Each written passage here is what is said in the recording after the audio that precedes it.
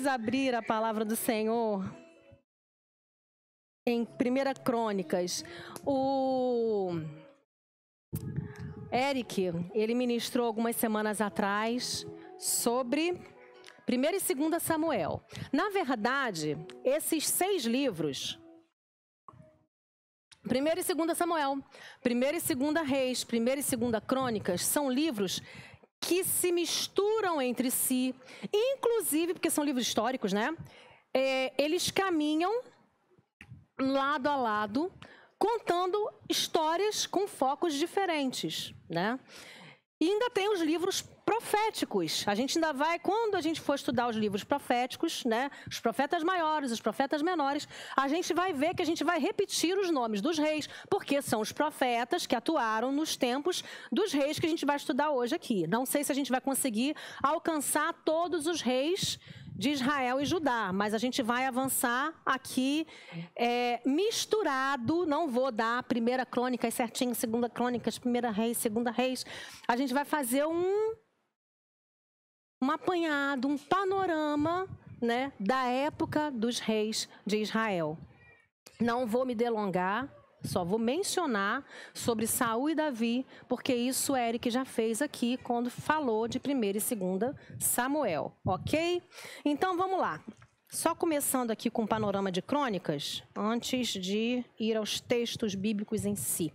Eu quero dizer que para mim foi muito bom, apesar de trabalhoso, fazer esse estudo, porque eu sempre quis ter uma noção mais ampla e geral dessa colcha de retalhos que esses 6 livros, principalmente esses 4 livros que nós vamos trabalhar hoje. Então, apesar do trabalho, eu gostei muito de estudar e espero que eu consiga transmitir para vocês o que eu consegui abstrair e aprender. Amém? Mesmo porque história é legal, eu gosto de história. A tradição judaica aponta, né, para sendo o autor de 1 e 2 Crônicas, o sacerdote Esdras. Esdras, ele está no tempo pós-exílio. Então, quando a gente consegue situar o autor de um livro, a gente entende para quem ele escreveu, por que ele escreveu e com que intuito ele escreveu. Esdras era um sacerdote, né? Um escriba, e ele escreveu para aquelas pessoas que estavam no finalzinho e iniciando o pós-exílio. A gente até comentou sobre o templo de Zorobabel no domingo passado na mensagem, né? Quem estava aqui ou quem assistiu depois e lembra, esse templo foi construído na época dos reis Ciro e Dario, reconstruído, né, nessa época. Demorou um tempo para ser reconstruído, e a reconstrução dele trouxe alegria e tristeza ao mesmo tempo.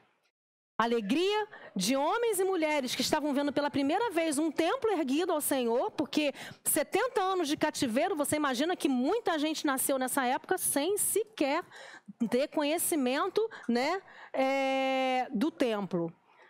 E tristeza para aqueles já mais anciãos, que tinham visto a glória do templo de Salomão, e agora, com toda a boa vontade de Zorobabel e todo mundo que se uniu ali, né, para trabalhar no templo, não conseguiu fazer a altura. Mas Deus respondeu com bondade e com misericórdia, falando: a glória desse templo, por mais que não seja como vocês lembram do passado, vai ser maior do que a do primeiro. Então, é para esse grupo que Esdras está escrevendo. Para esse povo que está no pós-exílio, chegou numa cidade desolada, chegou numa cidade em ruínas, precisa começar a reconstruir tudo, reconstruir os muros, reconstruir o templo.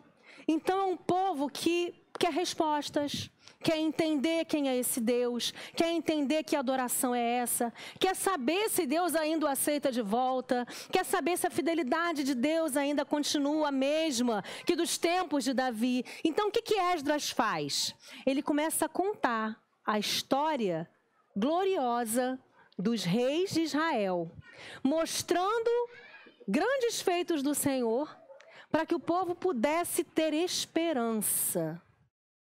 Esse foi o intuito de Esdras ao escrever crônicas.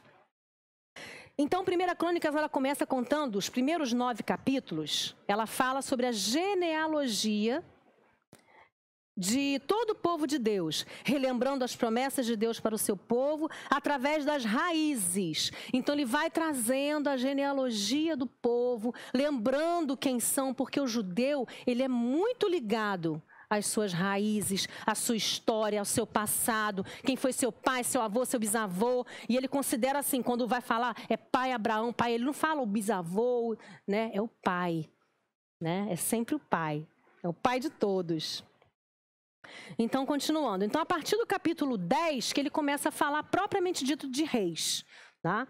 Então, no capítulo 10 até o 29, ele fala da história, começando por Saul, Davi, né, e todo o reinado de Davi no primeiro livro de Crônicas. O capítulo 10 fala de forma sucinta sobre a morte de Saul, e eu queria que alguém abrisse lá no versículo 13 e 14 do capítulo 10 de 1 Crônicas. Primeiro texto aí que nós vamos ler.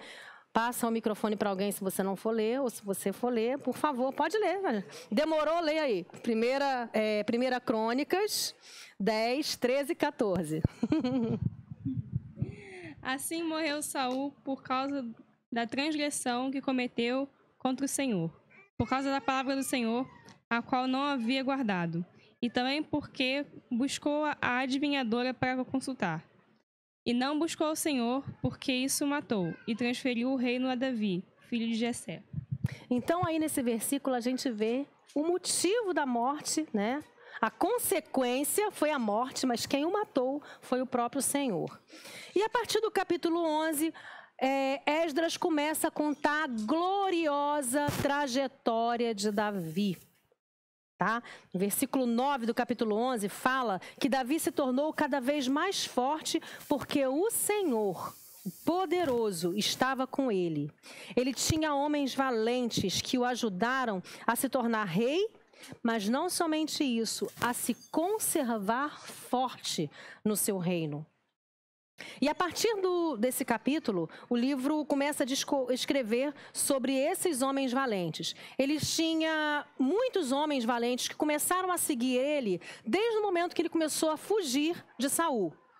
Porque ele era um jovem na casa do pai dele. Vocês escutaram e lembram a história que o Eric trouxe muito bem aqui. Foi ungido rei ainda muito novinho, mas começou a ser experimentado pelo Senhor. Levou muito tempo. Há alguns estudiosos que falam que ele levou cerca de 20 anos da unção até o reinado. Tá? Então ele levou bastante tempo ali, né, só sendo preparado por Deus nos campos de batalha, na sua honra ao rei Saul, porque ele teve várias oportunidades, sendo perseguido de morte por Saul e não desferiu nenhum golpe, nenhuma tentativa contra o rei Saul, mesmo esse tentando matá-lo.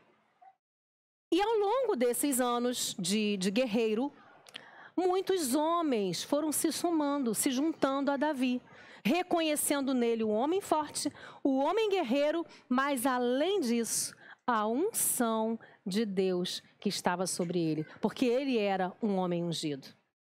Muitos poderiam não saber da unção, mas a unção tinha sido derramada sobre ele. Então o Senhor ia acrescentando, né, homens guerreiros e homens valentes à história de Davi. No meio dos homens valentes de Davi, ele tinha 3 que se sobressaíram. E eu queria até chamar a atenção a vocês, eu não sei de cabeça o nome dos 3, mas nós temos uma gota de sabedoria falando super-heróis existem. Vai lá no canal da igreja, você vai ver o pastor Eduardo discorrendo sobre esses 3 homens que eram formidáveis. Ele fala um pouquinho sobre as coisas que esses homens fizeram defendendo Davi e guerreando ao lado de Davi. Então ele tinha esses 3 homens que eram formidáveis, que faziam coisas, né, que você via assim, não, isso não é humanamente possível, mas eles faziam. Fora esses 3 que já eram famosos, né, os famosos 3 dos valentes de Davi, Davi tinha 30. Mais 30 homens.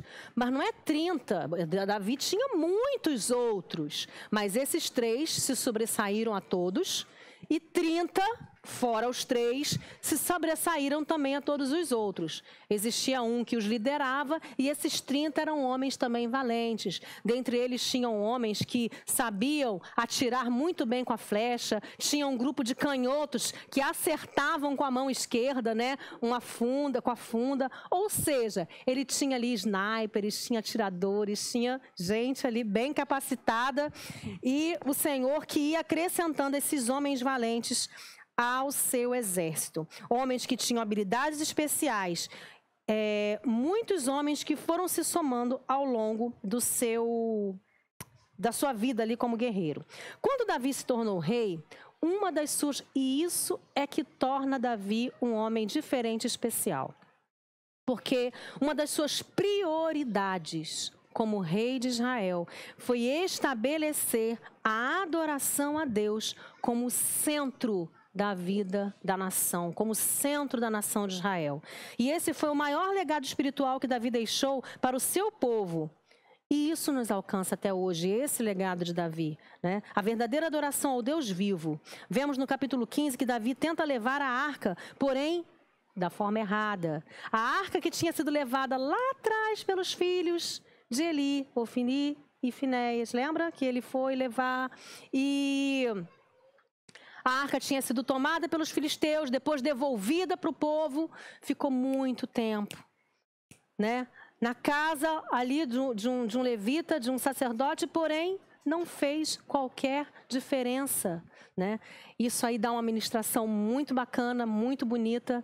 Davi tenta pegar essa arca de onde ela ficou parada durante anos e anos, né? Saul nunca se importou em procurar saber onde é que estava a arca, né? Enfim, Davi desejava ter a arca perto dele porque ele sabia a importância do significado da arca do Senhor. E ele tenta trazer a arca. Só que ele não pergunta para o Senhor como era que tinha que trazer a arca. Ele não procura ler, né, ali nos escritos deixados por Moisés ou das tradições do povo. Ele não procura saber qual era a forma de carregar a arca. E ele simplesmente vai, como um rei, né, precipitado, animado, empolgado, cheio de intenções boas. E aí a gente vê tanta gente errando, cheio de boas intenções. A intenção dele era legítima, era boa. Ele queria trazer a arca para Jerusalém, mas da forma errada.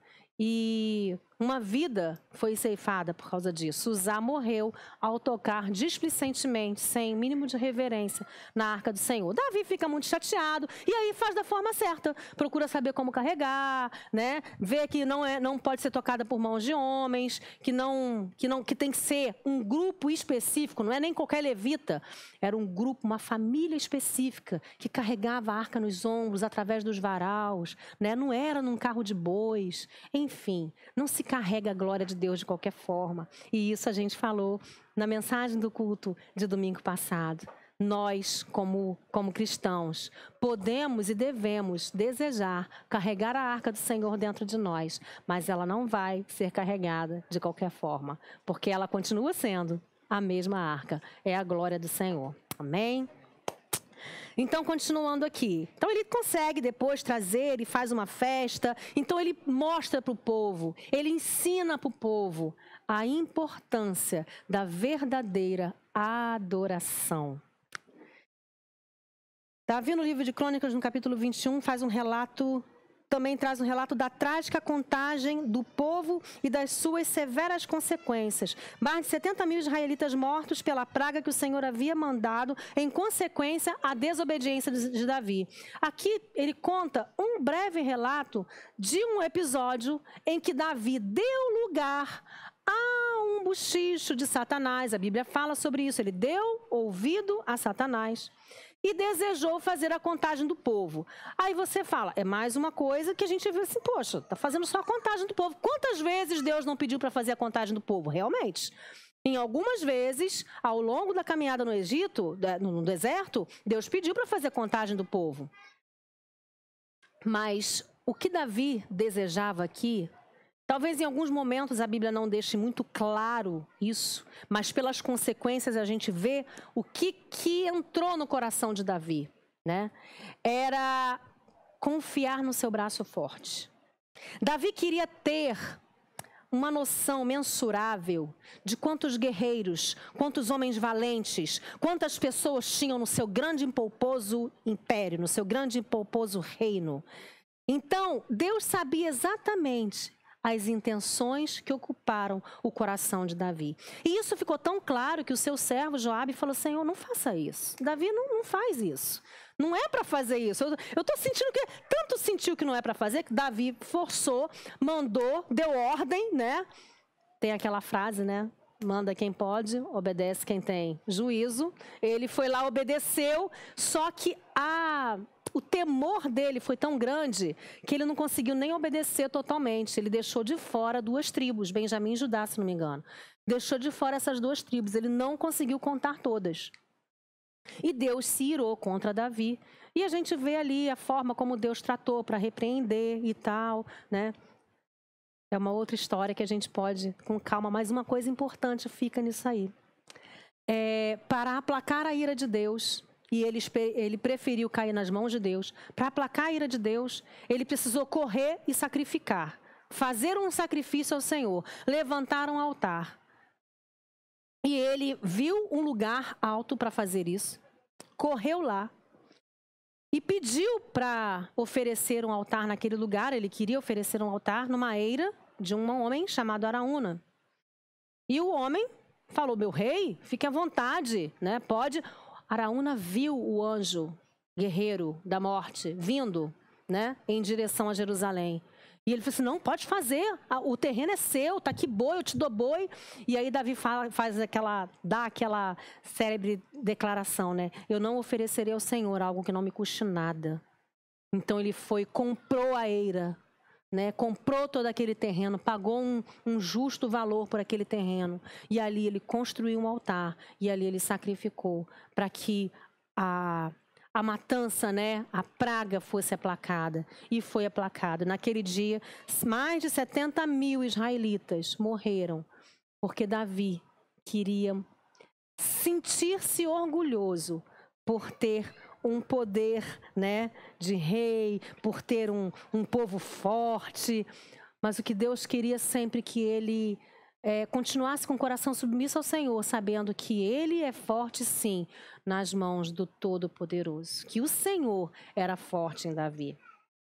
Como o escritor tinha a intenção de encorajar os israelitas em seu retorno para Jerusalém e para a reconstrução do templo, que seria o templo de Zorobabel, ele procurou enfocar então as glórias de Davi. Ele não procurou falar sobre os pecados de Davi, que a gente conhece muito bem, sobre os erros dele, sobre os tropeços, né? Ele procurou enfocar as glórias. Por isso que ele passa um bom tempo ali falando, né, sobre a adoração, falando sobre os guerreiros, os valentes. Então, mostrando, animando o povo, né? Trazendo esperança. Então, não trouxe a exposição dos pecados dele diante da nação. Não era esse o intuito.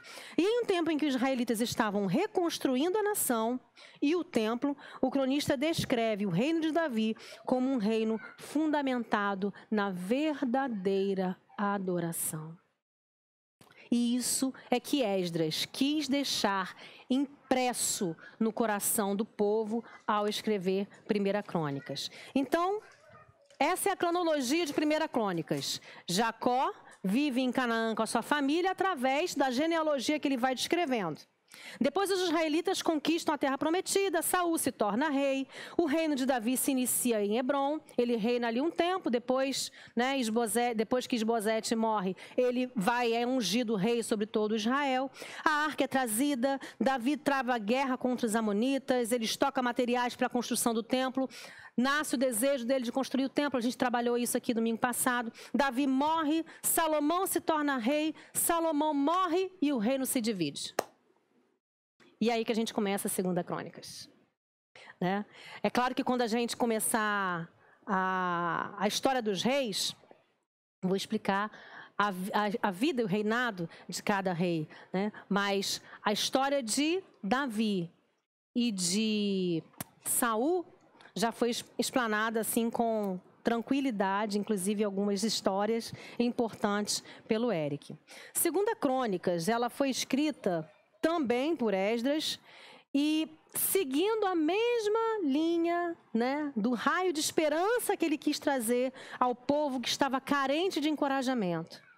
O remanescente de Israel tentava entender se as promessas que Deus tinha feito a Davi, esse homem que ele tinha acabado de escutar sobre as guerras, sobre as vitórias, sobre os valentes em 1 Crônicas, se ainda estavam valendo para eles. Ainda estava de pé a fidelidade de Deus. Eles ainda seriam, né, dignos de receber essa misericórdia, esse favor do Senhor. Ainda existe esperança de que o trono de Davi continuasse reinando? Ou todas essas promessas foram anuladas por causa do pecado que deram consequência ao exílio? Poderiam os judeus sobreviver sem o templo?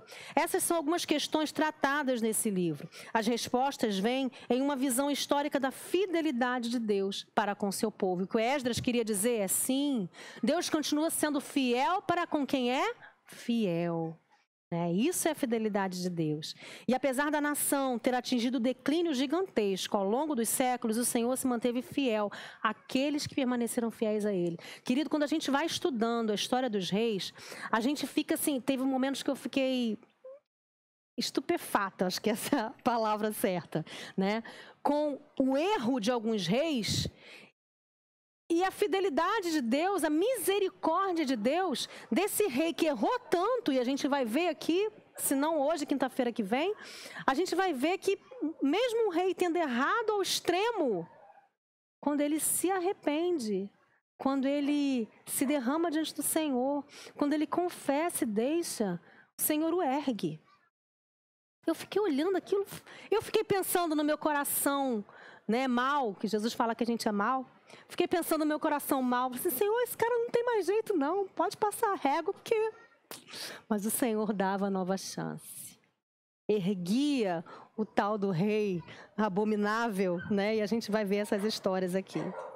O bem que Deus tinha realizado no passado seria o padrão para os seus atos futuros. Ele manteria sua promessa. E isso é uma coisa tão gostosa para a gente, porque independente dos nossos erros, Ele mantém a sua promessa conosco.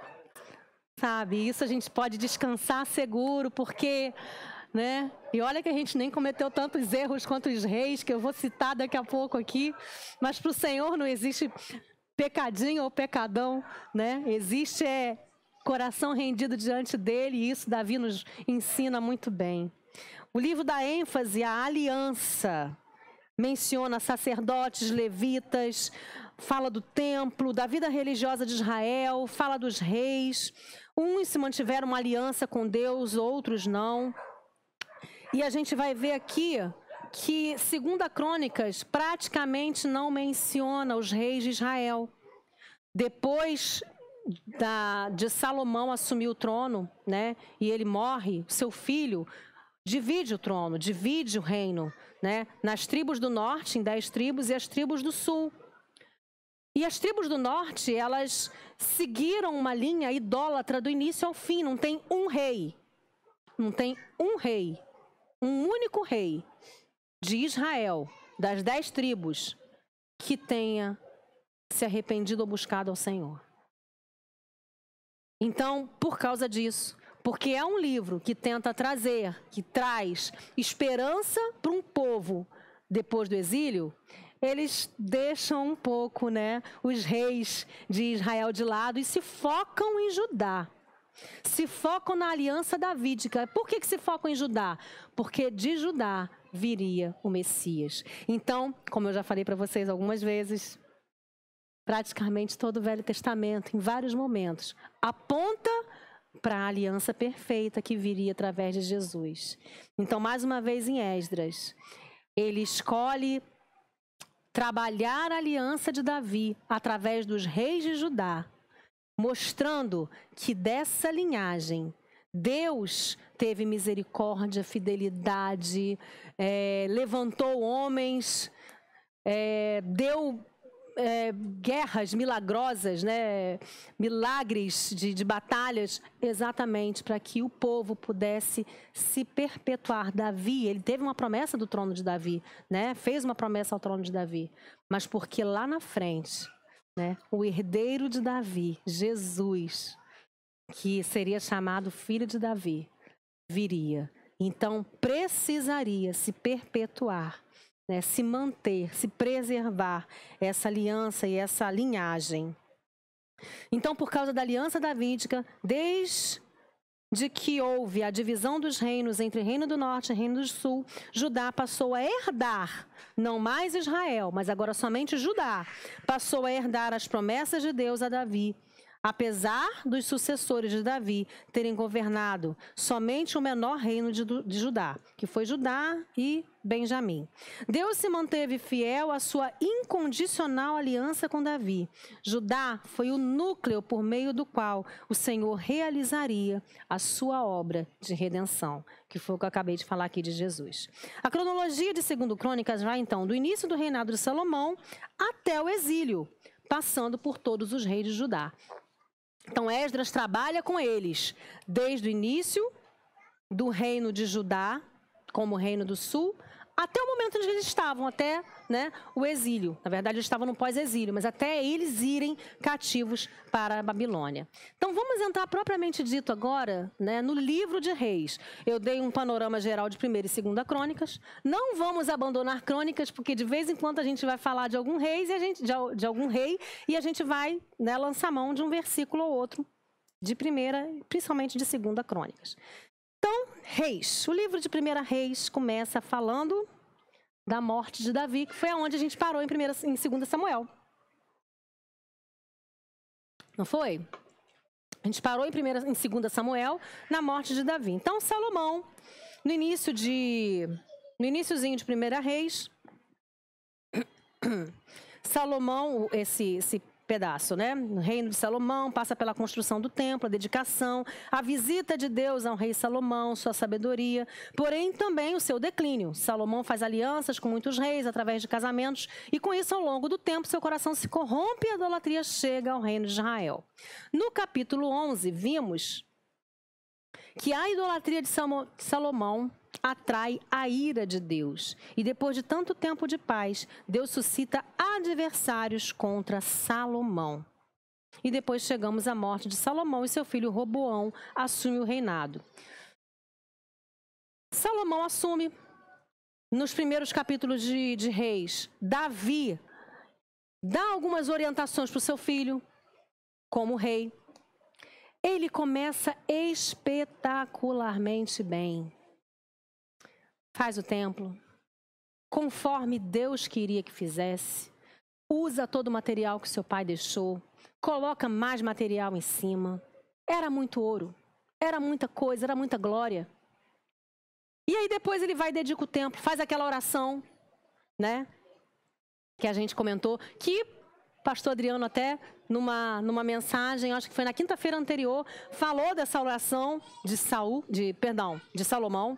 Falou dessa oração de Salomão. E a resposta, é isso mesmo. Como ouvir a voz de Deus, o título da mensagem. E é nessa resposta que Deus dá a Salomão, que ele pergunta o que ele quer, né? E ele fala que quer sabedoria. Gente, começa muito bem, né? Um rei já tem glória, já tem poder, já tem riqueza, tem paz por todos os lados, porque Davi entregou um reino em paz. Davi, ele conquistou tudo ao seu redor. Davi, ele tinha o respeito, né, de todos os povos ao redor. Ninguém queria fazer guerra contra o reino de Israel.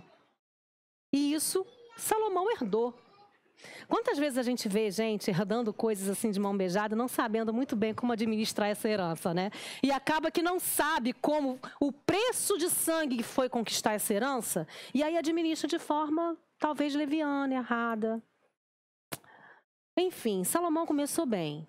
Ele via, porque naquela época os reis também tinham poder para julgar. Eles eram, né, a casa legisladora da época, né? Eles é quem julgavam, eles é quem davam as sentenças. Então Salomão, eu acredito que ficou inseguro, vendo seu pai tantas vezes julgando causas, e ele já com tanta sabedoria, experiência também, e ele se sentiu inseguro. E aí foi pedir ao Senhor, eu preciso de sabedoria para reinar. Porque não é só sentar no trono e comer comida gostosa em banquete e dar festa. Não. Eu tenho um reino para manter. Eu não preciso conquistar, porque meu pai já conquistou tudo, mas eu preciso manter. Então Deus deu sabedoria a ele. Porém, ao longo da sua vida, ele fez tantas alianças erradas. Ele se envolveu com tanta coisa errada, se casou com tantas mulheres por causa de alianças com reis. E ele começou a trazer. Sabe aquela coisa assim, é um pouquinho aqui. É um deusinho aqui, é uma imagenzinha ali, é um altarzinho ali. E aos poucos, Salomão se viu cercado de idolatria. Com altares, com templos pagãos, porque ele fazia, eu até consigo imaginar, ele fazia para uma esposa e a outra pedia também, poxa, mas ela construiu um altar para o Deus dela, eu também quero construir um altar para o meu Deus. Mas a outra construiu um templo, eu também quero construir um templo. Mas o templo da outra é mau. Aí começou. Imagina. 300 mulheres, princesas, todas princesas, né? Você tem que tratar como princesa. Há quem diga que não consegue dar conta de uma. Imagina o Salomão com 300, né? 300 princesas. E outra, ele tinha que tratar bem a princesa. Porque se não tratasse bem a princesa, lembre-se que essa princesa tem um pai que é rei de outro país. Então ele tinha que manter, assim, uma, né? Como que chama? Diplomacia era a palavra que eu queria, exatamente. Diplomacia, né, entre os reinos, para poder manter aquilo. Quer dizer, tudo que Davi conquistou com sangue, parou por aí, né? Ele queria manter tranquilo, né? Só casando com mulheres, enfim. Então, não podia dar em outra coisa, né? Quando Salomão morreu, Roboão, que viu tudo aquilo, o país já estava encharcado de ídolos, de idolatria, de muita coisa ruim. E o próprio povo, queridos, o governante, ele incita, leva o povo a errar.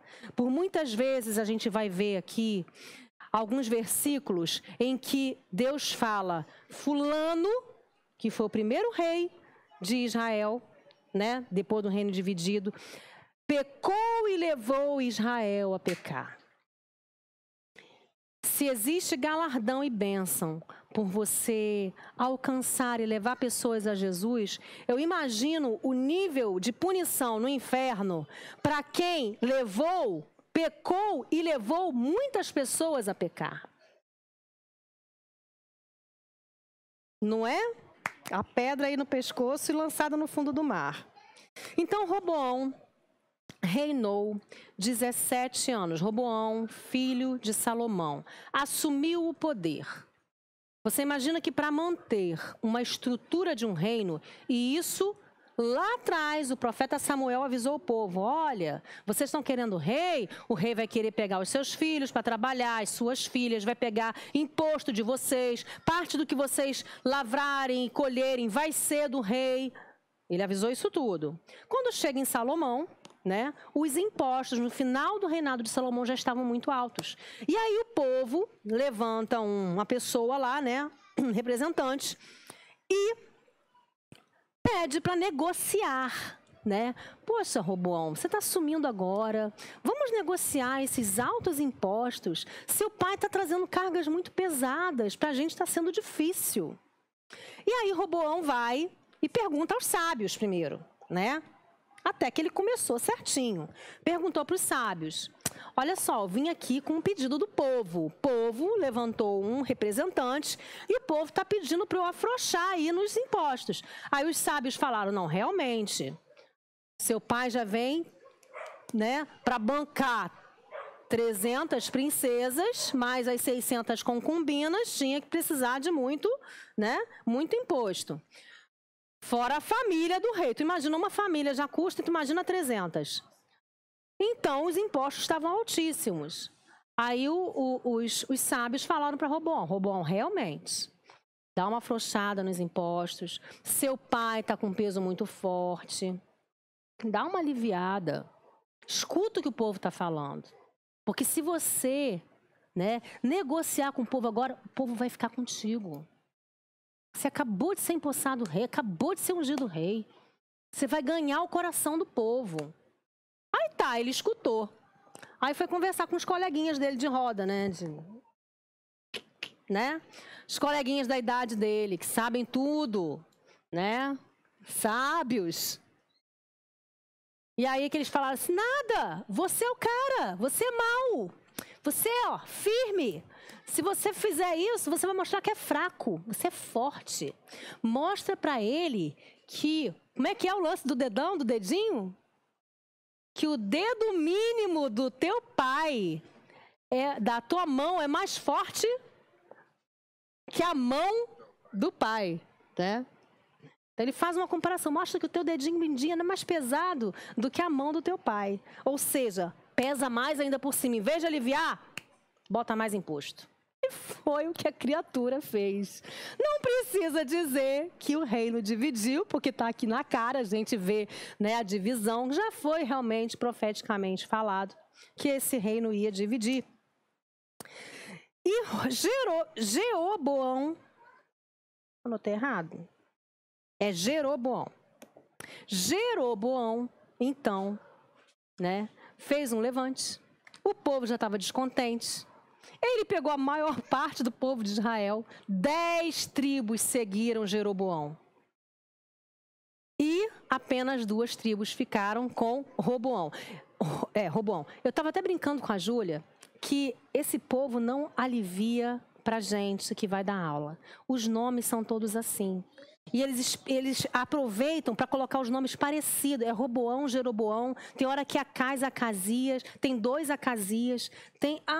Vocês vão ver aqui, o drama é grande.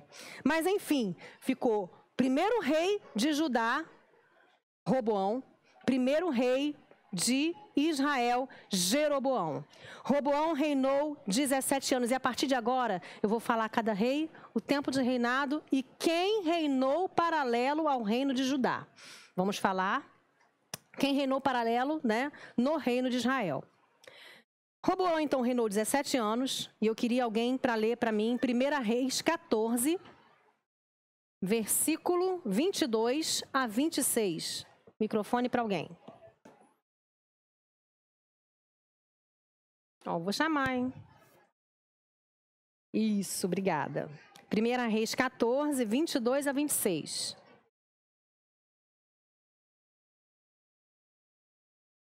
A Júlia não ligou. E fez Judá o que era mal aos olhos do Senhor, e provocaram a zelo, mais do que todos os seus pais fizeram com os seus pecados que cometeram.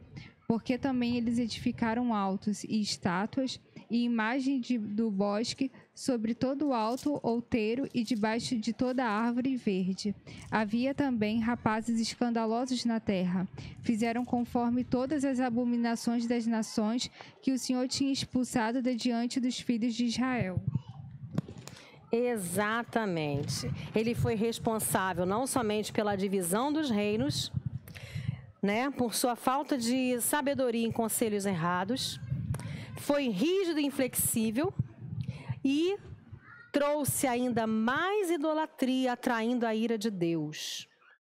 2 Crônicas, deixa eu abrir aqui, paralelo a isso. 2 Crônicas 12.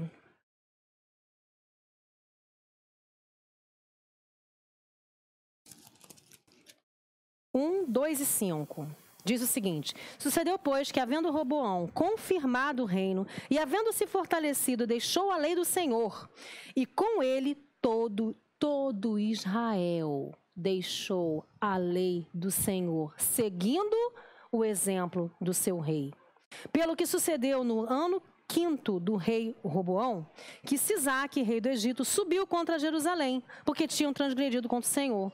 Então, a gente está, né, terminando aí um curso, alguns já terminaram, outros estão terminando ainda. A gente sabe como determinadas atitudes erradas nossas abrem brechas para coisas ruins acontecerem. E isso aconteceu. Quantas vezes Deus falou, né, contra a idolatria? Está lá, um dos 10 mandamentos.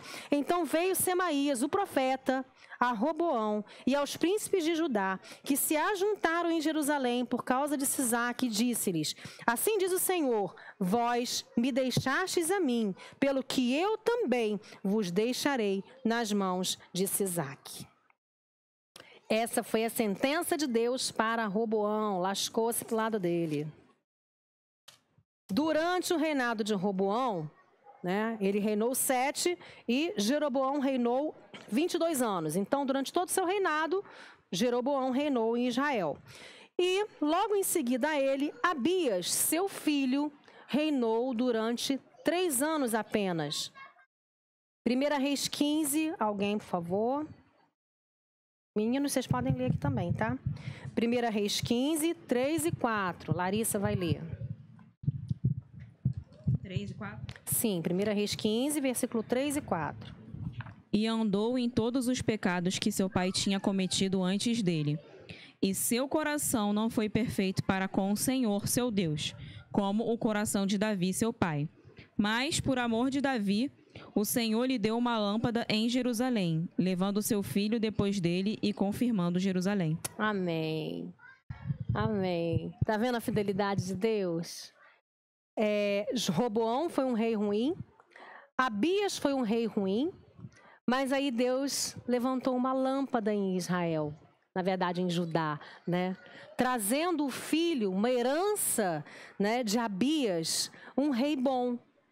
Então, na sequência de Abias, a gente viu aqui que durante o reinado de Abias, continuou Jeroboão lá em Israel, tá? E Asa foi o 3º rei de Judá. Asa, filho de Abias, filho de Roboão. Asa reinou 41 anos em Judá. 1 Reis 15, 9 a 14. Diz o seguinte: e no 20º ano de Jeroboão, rei de Israel, começou Asa a reinar em Judá. E 41 anos reinou em Jerusalém, e era o nome da sua mãe Maaca, filha de Absalão. E Asa fez o que era reto aos olhos do Senhor, como Davi, seu pai, porque tirou da terra os rapazes escandalosos. A gente viu aqui, que a Larissa leu, que Abias tinha trazido os rapazes escandalosos, né? E ele foi e tirou os rapazes escandalosos. Onde que ele tirou esses rapazes escandalosos? E que rapazes escandalosos são esses, gente? Eu não quis ficar trabalhando a minha imaginação para isso. Mas o fato é que eram homens ligados também à idolatria e, naturalmente, deveriam também ser ligados à perversão. Tá? E tirou todos os ídolos que seus pais fizeram. E até Maaca, sua mãe, removeu, para que não fosse rainha, porquanto tinha feito um horrível ídolo a Azerá. Também Asa desfez o seu ídolo horrível e o queimou junto ao ribeiro de Cedron. Agora, isso aqui que eu vou ler é que pega em alguns reis que, mesmo sendo bons, não conseguiram vencer. Os altos, porém, se não tiraram. Todavia, foi o coração de Asa reto para com o Senhor todos os seus dias. Deixa eu fazer um parêntese aqui para falar sobre esses altos.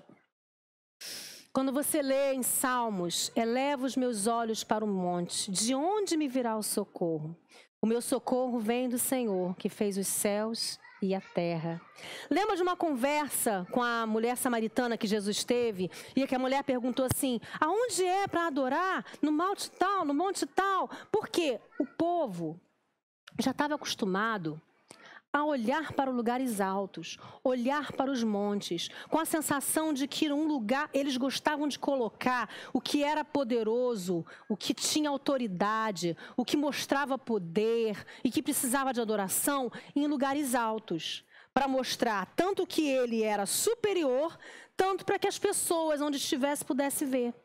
Então, lugares altos eram literalmente lugares elevados que eles usavam, né? Ou construíram os lugares elevados ou usavam elevações para colocar altares, ídolos, estátuas. Eram lugares onde as pessoas olhavam e tinham referencial de um ídolo. Agora você vê, Asa foi o primeiro rei bom que Judá teve depois de Salomão. Apesar de Salomão ter começado muito bem, ele terminou idólatra. Asa, ele foi o primeiro rei bom que Judá teve. Porém, mesmo tendo sido fiel ao Senhor, e a Bíblia fala, assim como seu pai Davi, porém, não tirou os altos. E outro dia eu estava conversando com o pastor Adriano sobre esses reis que serviam ao Senhor, mas não tiravam os altos. São reis, ou no nosso caso, homens e mulheres, que toleram a idolatria ou o erro ao seu redor e o pior, de pessoas que estão debaixo da sua autoridade. Ele era rei. Ele podia muito bem mandar quebrar tudo, acabar tudo. Porque ele não era um presidente eleito. Ele foi um rei ungido por Deus e precisava e devia confiar totalmente em Deus. Não ficar preocupado com a sua popularidade. Mas os reis que não tiravam os altos ficavam preocupados demais com o que o povo ia pensar dele, preocupado demais com a sua popularidade e não derrubavam os altos. Assim permitiam que as pessoas... É como se fosse assim, eu sou rei, eu estou buscando ao Senhor, eu sugiro que vocês busquem, mas cada um faz da sua vida o que quiser. Ele estava permitindo isso.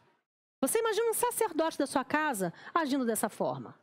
Olha, quando Josué falou com o povo, chegou naquele impasse, vocês, né, sirvam, escolham a quem vocês querem servir.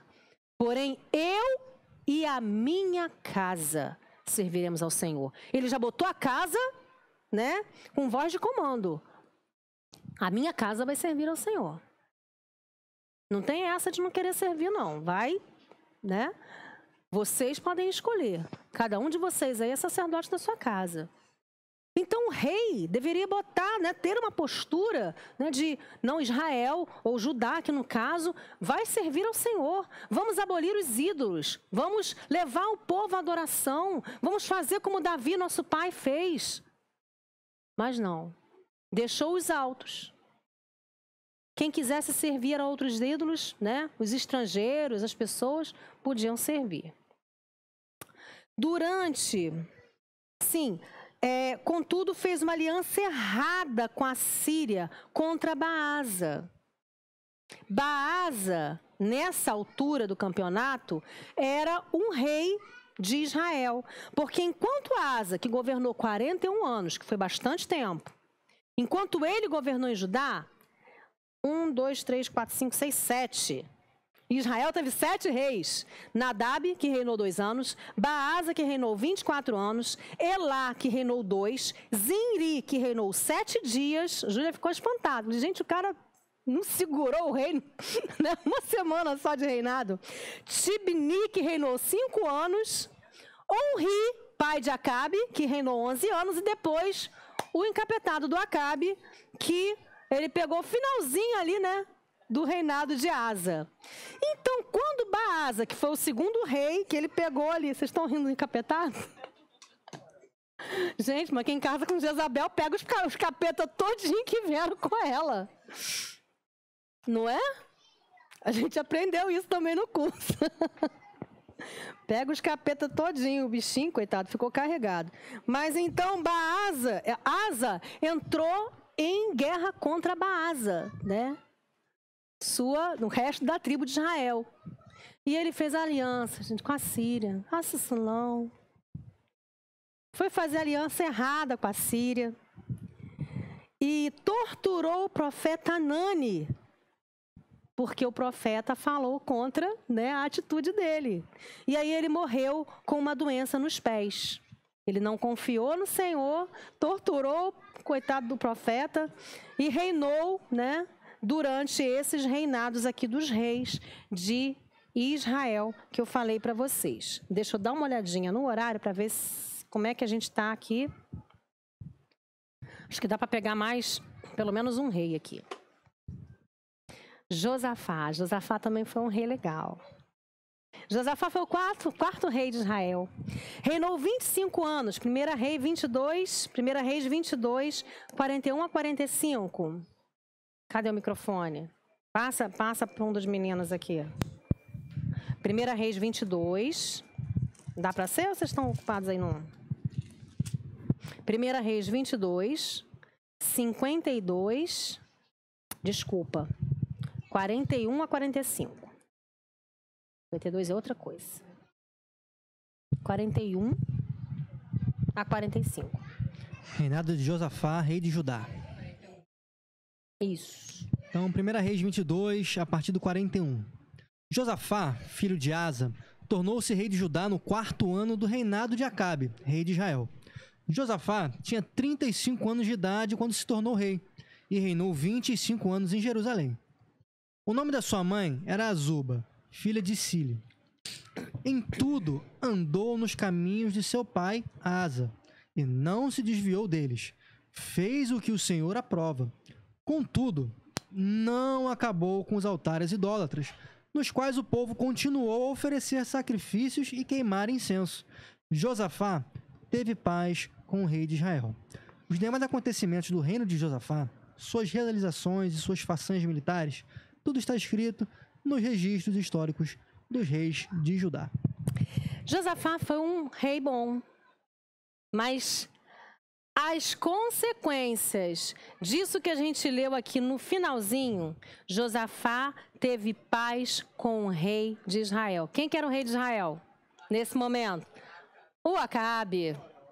Ora, como diz o nosso amigo Paulino. Ele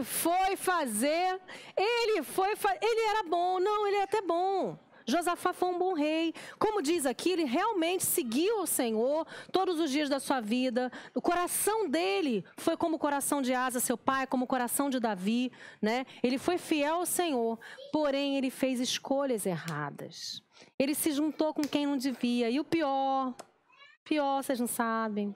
O filho dele casou com a filha da bendita, da coisa lá, da maldita, da Jezabel. Filho de Josafá. Ele deu filho para casar.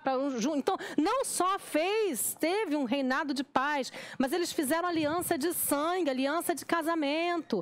Aí piorou a desgraça do reino do sul, do reino de Judá.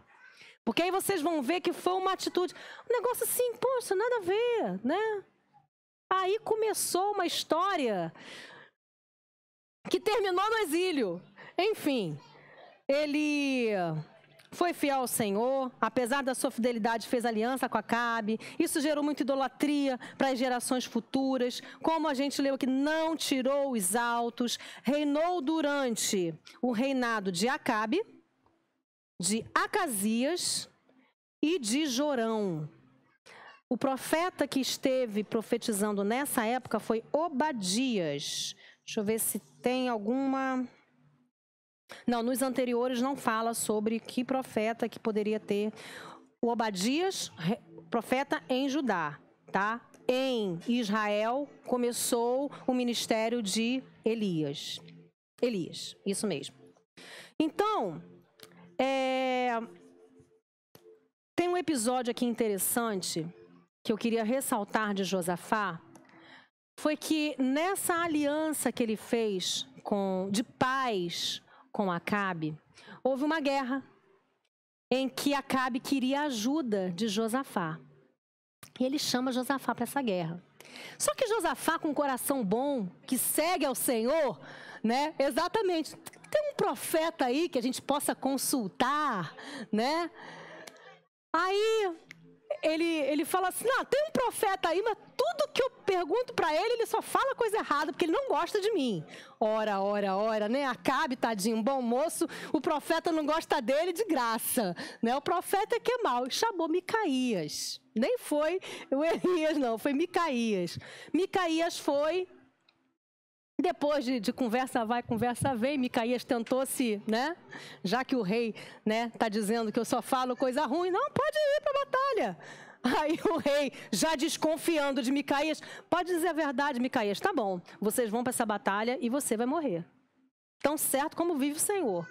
Acabe ficou nervoso, mandou prender Micaías, falou que só ia soltar depois que ele voltar. Você não vai voltar. Você vai morrer nessa batalha. Né? Tomou uma bofetada de um dos servos de Acabe, exatamente. Enfim, nessa batalha, Josafá foi junto, né? Ele foi junto. Só que Acabe queria ir disfarçado. Ele foi como um guerreiro normal. E Josafá foi com todo o aparato de rei. O que o pessoal lá dos assírios falou? Para os seus guardas, né? Para os seus guerreiros. Para mim não me importa o povo, os soldados.